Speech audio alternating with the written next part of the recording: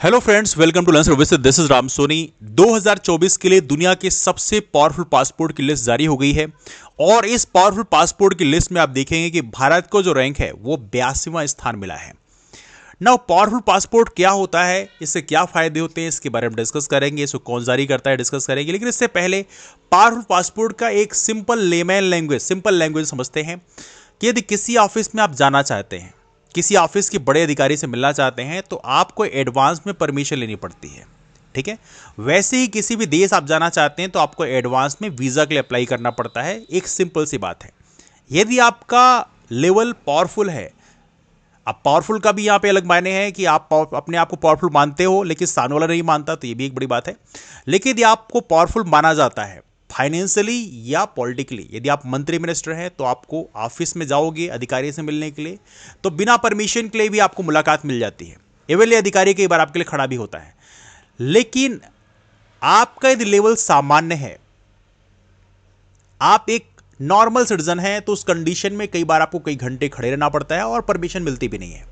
ठीक वैसे ही powerful passport का मतलब है, यदि आपका पासपोर्ट पावरफुल है तो आपके देश के जो नागरिक हैं उनको वीजा फ्री एंट्री मिलती है, उनको एडवांस वीजा के लिए अप्लाई नहीं करना पड़ता। लेकिन यदि आपके देश का पासपोर्ट पावरफुल नहीं है तो आपको एडवांस में वीजा के लिए अप्लाई करना पड़ता है। नाउ इसमें पेपर ने दिखाया है world most powerful passport 2024 list released, और इसमें देखेंगे भारत का 82वां स्थान है।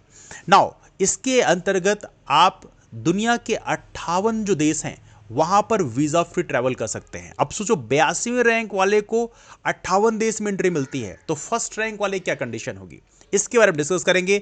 लेकिन उससे पहले आपको जानना चाहिए कि जो ये पासपोर्ट पावर का इंडेक्स है, रैंकिंग है, इसको जारी करता है हेनली पासपोर्ट इंडेक्स। और याद रहे, ये डेटा कलेक्ट करते हैं इंटरनेशनल एयर ट्रांसपोर्ट एसोसिएशन के डेटा को, और इसमें आपको पता होना चाहिए भारत ने 82वां स्थान प्राप्त किया है। और ये रैंकिंग हम शेयर करते हैं सेनेगल और तजिकिस्तान से।